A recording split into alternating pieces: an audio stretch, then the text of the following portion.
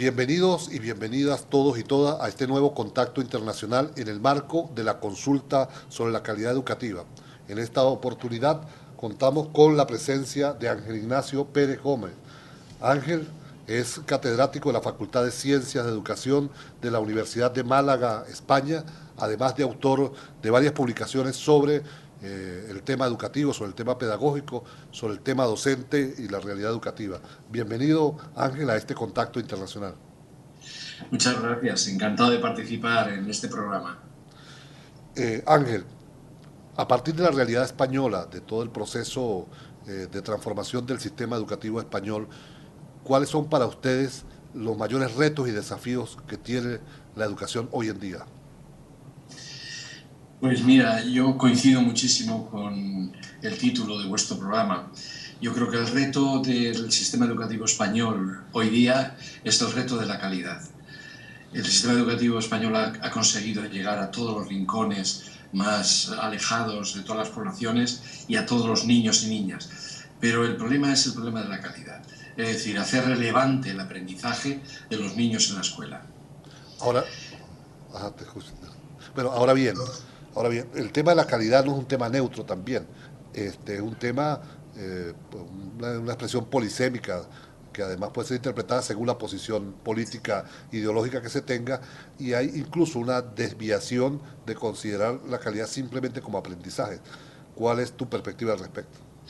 Pues mira, mi perspectiva es que lo importante, lo realmente relevante en la actualidad es provocar en la escuela el desarrollo de los recursos de comprensión y de acción que van formando poco a poco la personalidad de cada niño y de cada niña.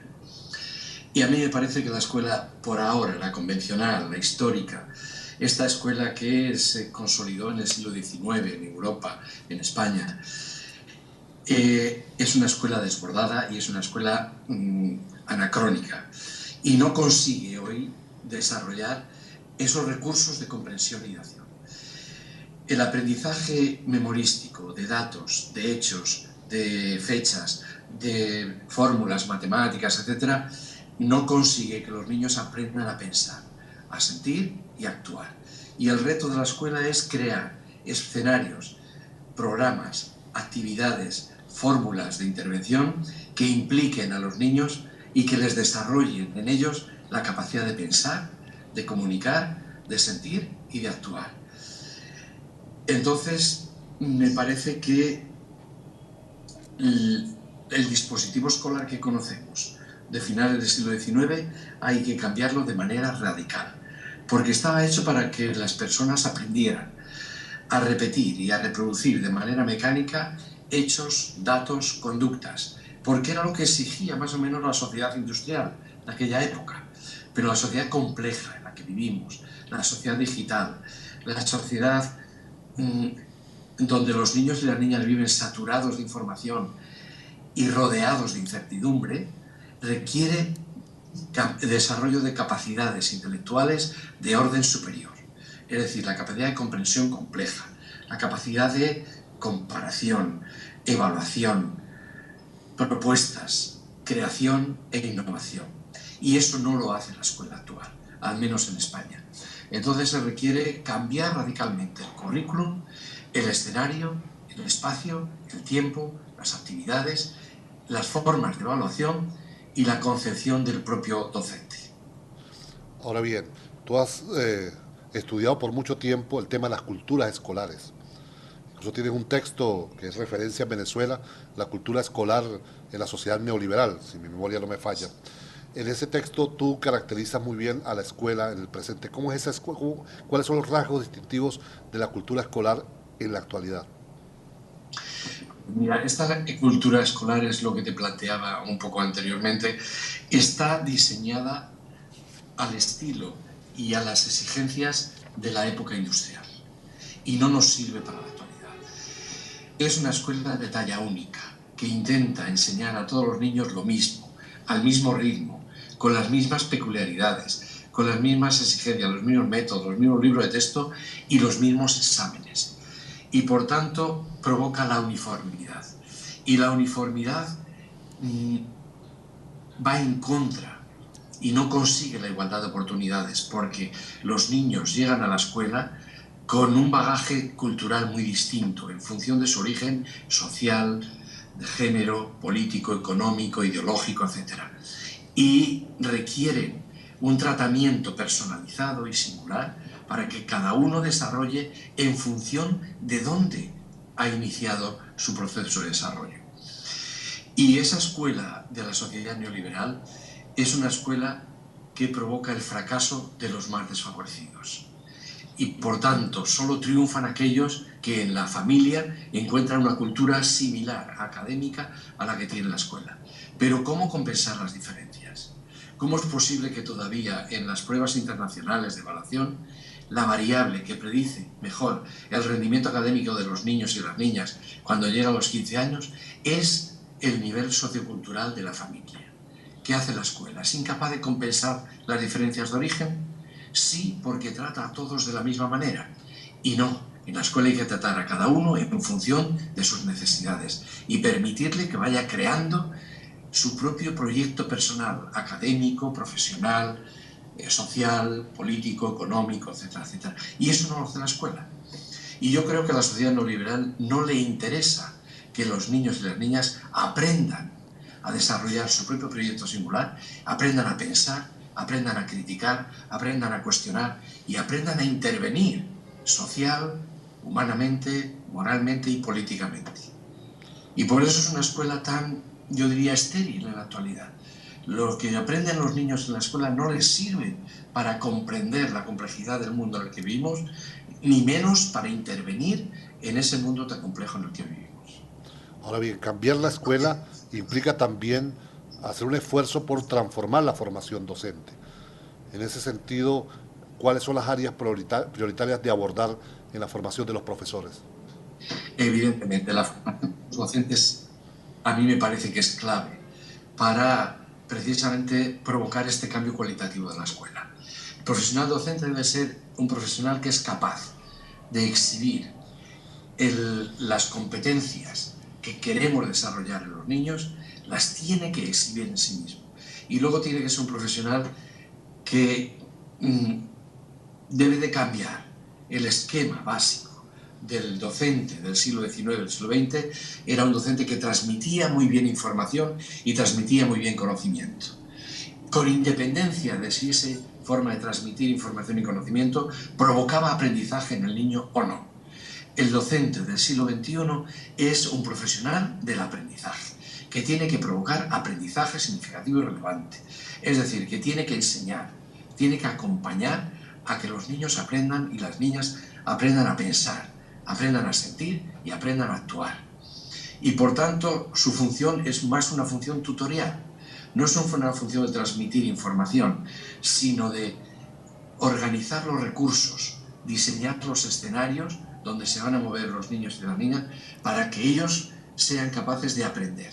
Aprender individual, grupal, colectivamente, a pensar, a sentir y a actuar. Entonces, claro, es un profesional muy distinto. ¿Cómo le formamos? A este profesional hay que formarle también en una estrecha relación de la teoría y la práctica, o de la práctica y de la teoría. En España, por ejemplo, se ha pecado mucho de academicismo. Los docentes han aprendido mucho teorías del aprendizaje, diferentes autores, del currículum, pero no sabían luego aplicarlas. Por tanto, lo importante es que desarrollen la capacidad de diseñar, de comprender, de actuar y de evaluar para ayudar a los niños y a las niñas y acompañarles, estimularles y provocar la construcción de su personalidad. Y eso requiere que la formación de los docentes se haga al mismo tiempo en la escuela, con la práctica, y en la universidad, con la investigación. La práctica sin la investigación es reproducción del pasado y no nos sirve. Pero la investigación o el academicismo sin la práctica se convierte en mera retórica. Es necesario, por una vez ya, decidirnos a integrar la investigación y la práctica, es decir, la investigación y la acción. Y los futuros docentes deben de, mi modelo sería que por las mañanas estuvieran en los centros escolares, en infantil, en primaria o en secundaria, y por la tarde estuvieran en la universidad, investigando, discutiendo, debatiendo, promoviendo, reconstruyendo y planificando cómo intervenir en la escuela de una manera más eficaz. Ahora bien, los estudiantes hoy en día, desde el nivel maternal hasta el nivel de universitario, sobre todo en pregrado, son estudiantes que nacieron desde la década de los 90 para acá. Es decir, en el marco de la revolución tecnológica. Un joven hoy que ingresa a la universidad cree, muchos creen que el iPod o la música digital es eterna, o las redes sociales, o el internet, o el celular. Su imaginario está configurado por una realidad que es distinta a la del docente. El docente que hoy labora en nuestros sistemas educativos nació entre los 50 y los 80. Ahí pareciera que hay un desfase generacional, hay temas que es necesario abordar para propiciar ese encuentro generacional. Sí, totalmente de acuerdo. Decía Ángel Graves que el currículum escolar y el dispositivo escolar es del siglo XIX. Los docentes somos del siglo XX y los niños son del siglo XXI. Y por tanto, necesariamente hay un desajuste que provoca desequilibrios. Bien, yo diría que en cierta manera es así, pero podemos intervenir para resolverlo de una manera muy clara. Los niños y las niñas y los jóvenes con los que nosotros trabajamos están integrados perfectamente en la era digital y por tanto tienen oportunidades clarísimas de tener toda la información a su disposición de manera ubicua, fácil, accesible y gratuita. Por tanto, esa ya no es nuestra misión fundamental como docentes. No es transmitir información, sino ayudarles a que sean capaces de seleccionar la información que merece la pena de la que no. Y por tanto, ahí sí nosotros tenemos una apuesta clarísima y un compromiso claro. ¿Cómo ayudamos a las nuevas generaciones para que discriminen lo que merece la pena de lo que no? Para que comprueben dónde están las fuentes de información valiosas y dónde están los engaños, las patrañas, las mentiras, las sofisticaciones que se transmiten a través de los medios de comunicación y que simplemente por aparecer en la televisión o en internet, etcétera, ya parecen que son verdades absolutas. No, ¿cómo ayudarles a crear recursos de pensamiento crítico, recursos de pensamiento que sea capaz de discriminar y diferenciar? Entonces, a mí me parece que eso requiere que nosotros reinventemos la función docente. Los niños y las niñas pueden encontrar información en paquetes informáticos perfectamente hechos, en vídeos perfectamente construidos para transmitir cualquier ámbito del conocimiento humano.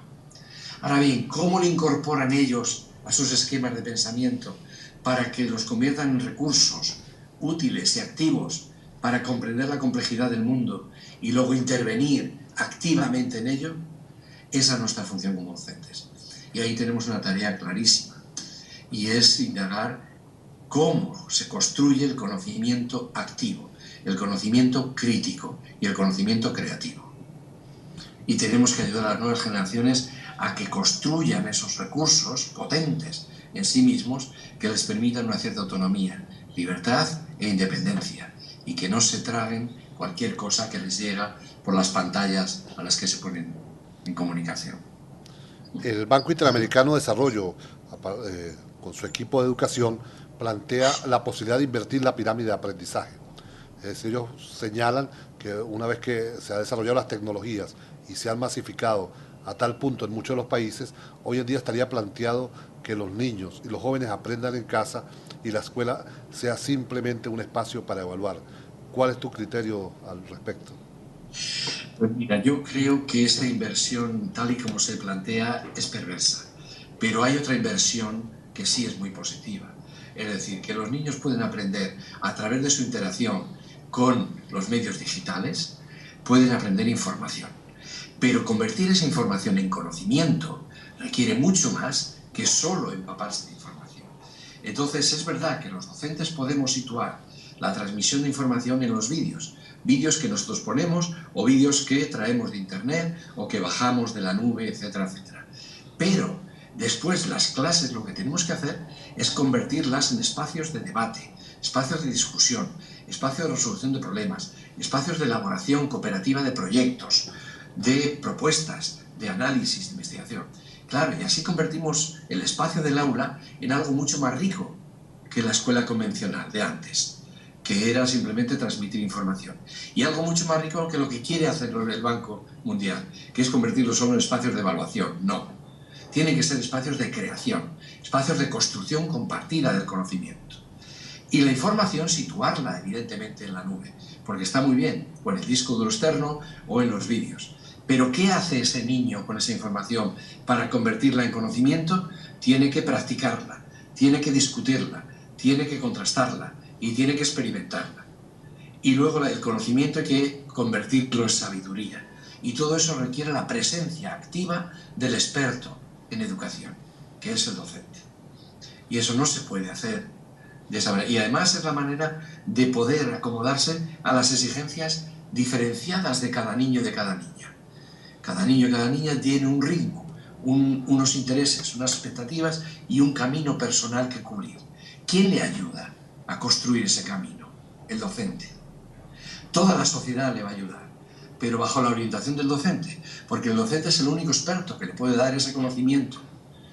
El padre, la madre, la familia, etcétera, lo hará con la mejor intención, pero no están formados para ello. Tampoco la sociedad, los medios de comunicación, los partidos políticos, tampoco. Es el docente el que tiene el conocimiento para ayudar a que el niño transite de la información al conocimiento y del conocimiento a la sabiduría. Ángel, ahora bien, desde el punto de vista de la relación de la escuela con la comunidad de entorno, ahí hay un tema también que repensarlo. Cómo involucramos mucho más a los padres sin Claro. perder la potencia del Estado. ¿Cuál es la experiencia de ustedes en los últimos años al respecto? Pues mira, yo creo que la apertura de la escuela a la comunidad es una estrategia privilegiada, de primer orden, porque el niño lo que tiene que aprender es que el conocimiento es un instrumento para entender la vida, para entender la sociedad, para entender la economía, para entender la naturaleza. Y eso está en la sociedad, no está en las bibliotecas, no está en un aula cerrada. Hay que abrirse. Y claro, ¿cómo se abre uno a la sociedad? De múltiples formas. Primero, sacando a los niños de la escuela para que hagan también experiencias educativas y investigaciones o mini investigaciones en el contexto natural, en el contexto social, en el contexto ambiental, y que recojan lo que ocurre en la realidad. Y en segundo lugar, trayendo también la sociedad a la escuela. Los padres, madres, profesionales, etcétera, tienen que venir a ofrecer su perspectiva, su conocimiento profesional y su conocimiento social y político a los niños, para que ellos se vayan formando su propia mente a través del contraste y de la discriminación, de lo que merece la pena y de lo que no. En España hay una iniciativa que a mí me parece muy interesante, que es aprendizaje y servicio. Es decir, provocar que los niños, las niñas y también los maestros, los docentes, aprendan, se desarrollen, descubran, al mismo tiempo que hacen algo interesante para la sociedad, que ofrecen un servicio a la comunidad. Y ofreciendo un servicio a la comunidad, encuentras el sentido del conocimiento, que es ayudar a la mejora de la vida, al bien vivir, al bienestar, a la igualdad de oportunidades para todos y sobre todo para los más desfavorecidos y para los que más lo necesitan. Entonces el conocimiento cumple una función técnica y una función ética y política. Ángel, me atrevo a pedirte desde tu perspectiva 3 medidas urgentes para mejorar la calidad de la educación hoy. Mira, si me pidieras por dónde empezar, yo empezaría clarísimamente por la formación de docentes. Hay que formar docentes muy bien preparados y con pasión por el saber, por descubrir todos los ámbitos de la realidad y pasión por ayudar a aprender. Si saben mucho, pero no tienen pasión por ayudar a aprender a las nuevas generaciones, no son docentes. Entonces hay que formar docentes que tengan conocimientos, habilidades, actitudes y disposiciones para acompañar, estimular, provocar y ayudar a todos y a cada uno de los niños a aprender, a desarrollarse, a construir su personalidad. Esa sería la primera medida. La segunda medida sería fundamentalmente modificar el dispositivo escolar de tal manera que la escuela sea un espacio para el trabajo, no para recibir pasivamente. La escuela debe ser un espacio para la actividad, que el niño va a la escuela a actuar, va a jugar, va a investigar, va a trabajar, no solo va a estudiar. Por eso para mí es mucho más importante definir a los nuevos ciudadanos en etapa de formación como aprendices que solo como estudiantes, porque tienen que aprender estudiando, pero tienen que aprender también actuando, investigando, desarrollando programas, proyectos, actividades de todo tipo. Entonces, cambiar el sentido de la escuela. Y en tercer lugar, yo diría, al menos aquí en España es clarísimo, la participación de toda la comunidad para lograr un consenso educativo. Aquí en España cada 5, cada 10, cada 15 años, cuando cambia el gobierno, se cambia la educación de arriba abajo. Se cambia, pero no se cambia la educación, se cambian simplemente las leyes que intentan gobernar la educación. Pero la práctica educativa, el quehacer escolar, no ha cambiado en los 35 o 38 años que llevamos de democracia. Es necesario un consenso social, político, de la importancia enorme que tiene la educación, que es la inversión más productiva que tiene la sociedad. Hay que invertir en educación y que toda la sociedad, los padres, las madres, los partidos políticos, los sindicatos, etcétera, se conciencien de que lo más importante para el futuro de la sociedad es la educación. Por lo tanto, que lleguen a un consenso político de que la educación es el bien prioritario y tenemos que llegar a unos mínimos acuerdos para potenciar la educación. Precisamente en esa orientación, y para ir cerrando este primer encuentro, Ángel, te pediría que le digas un mensaje a los maestros, a las maestras, a los profesores y a las profesoras de Venezuela que están debatiendo hoy en las aulas con sus alumnos, en las comunidades, para precisamente intentar recorrer el camino para construir un consenso acerca de la educación de los próximos 12 años en el país. Un mensaje, José Ángel. Pues mira, el mensaje es primero un saludo muy cariñoso y hacerles conscientes, al menos supongo que ya lo son, yo también, de lo que yo he aprendido a lo largo de mi vida. Es una profesión difícil, complicada, con muchas insatisfacciones, pero yo considero que es la profesión más valiosa y es la profesión donde uno se siente realizado de manera más completa. Cuando un niño o una niña que tú has tenido hace 15, 20 años, le encuentras ahora y se ha convertido en una persona ya mayor, etcétera, y reconoce que tú fuiste un puntal y un referente clave para su vida, es una plena y enorme satisfacción. Que en los momentos difíciles se acuerden de que aunque les parezca que su actividad no tiene influencia, tiene enorme influencia si lo hacen por amor y si llegan realmente a tener pasión por ayudar a cada niño a que construya su propio personal proyecto vital. Gracias a Ángel Pérez Gómez, catedrático de la Universidad de Málaga, por este contacto internacional referido a la calidad educativa. Muchas gracias. Un abrazo para todos, un abrazo solidario desde España, para todas las situaciones, los problemas y el futuro de Venezuela. Gracias, Ángel.